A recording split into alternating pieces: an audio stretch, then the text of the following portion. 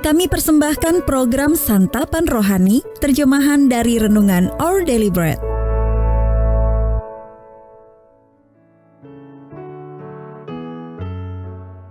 Sahabat ODB, pembacaan Alkitab hari ini terambil dari Roma 8 ayat 22 sampai 27. Roma 8 ayat 22 sampai 27. Sebab kita tahu bahwa sampai sekarang segala makhluk sama-sama mengeluh dan sama-sama merasa sakit bersalin. Dan bukan hanya mereka saja, tetapi kita yang telah menerima karunia sulung roh, kita juga mengeluh dalam hati kita sambil menantikan pengangkatan sebagai anak, yaitu pembebasan tubuh kita. Sebab kita diselamatkan dalam pengharapan. Tetapi pengharapan yang dilihat bukan pengharapan lagi. Sebab bagaimana orang masih mengharapkan apa yang dilihatnya? Tetapi jika kita mengharapkan apa yang tidak kita lihat, kita menantikannya dengan tekun. Demikian juga Roh membantu kita dalam kelemahan kita. Sebab kita tidak tahu bagaimana sebenarnya harus berdoa. Tetapi Roh sendiri berdoa untuk kita kepada Allah dengan keluhan-keluhan yang tidak terucapkan. Dan Allah yang menyelidiki hati nurani mengetahui maksud Roh itu, yaitu bahwa Ia sesuai dengan kehendak Allah berdoa untuk orang-orang kudus. Ayat emas renungan hari ini terambil dari Roma 8 ayat 26. Kita tidak tahu bagaimana sebenarnya harus berdoa, tetapi Roh sendiri berdoa untuk kita kepada Allah dengan keluhan-keluhan yang tidak terucapkan. Renungan hari ini berjudul Keluh Lidah Saat Berdoa, ditulis oleh Elisa Morgan.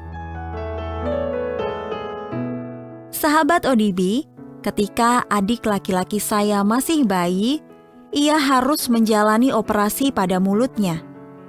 Ibu menjelaskan bahwa sejak lahir, adik saya menderita tongue tie atau ankylosing. Jika tidak dioperasi, kemampuannya untuk makan dan berbicara akan terhambat. Hari ini istilah tongue tie digunakan untuk menggambarkan kesulitan seseorang untuk kata-kata yang terlalu malu untuk berbicara. Dalam bahasa Indonesia, ini mirip dengan istilah keluh lidah. Terkadang ketika kita berdoa, lidah kita terasa keluh. Ketika kita tidak tahu apa yang harus dikatakan, kita hanya mengucapkan kalimat-kalimat bernada rohani yang itu-itu saja. Kita mencoba mengutarakan perasaan kita kepada Allah, tetapi dalam hati kita bertanya-tanya, apakah doa-doa itu akan sampai ke telinganya? Pikiran kita melantur kemana-mana. Dalam tulisannya kepada orang percaya abad pertama di Roma, Rasul Paulus membahas apa yang perlu dilakukan ketika kita sulit berdoa. Ia mengundang kita untuk meminta pertolongan Roh Kudus. Roh membantu kita dalam kelemahan kita, sebab kita tidak tahu bagaimana sebenarnya harus berdoa. Tetapi Roh sendiri berdoa untuk kita kepada Allah dengan keluhan-keluhan yang tidak terucapkan. Konsep membantu di sini berarti memikul beban yang berat. Keluhan-keluhan yang tidak terucapkan mengindikasikan kehadiran perantara saat Roh membawa permohonan kita kepada Allah. Ketika lidah kita keluh dan sulit untuk berdoa, Roh Allah membantu mengubah kebingungan, kepedihan, dan ketidaktahuan kita menjadi doa yang sempurna yang mengalir dari hati kita sampai ke telinga Allah. Dia mendengarkan dan menjawab, memberikan penghiburan yang persis dengan apa yang kita butuhkan.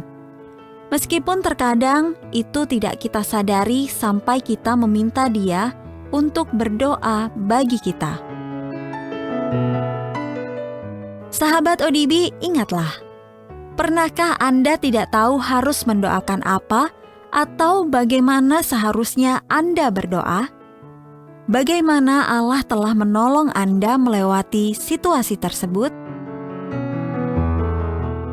Ya Allah, terima kasih atas pertolongan Roh-Mu ketika aku tidak tahu bagaimana seharusnya aku berdoa. Untuk menerima notifikasi video baru kami, silakan tekan tombol subscribe dan tanda lonceng di bawah ini.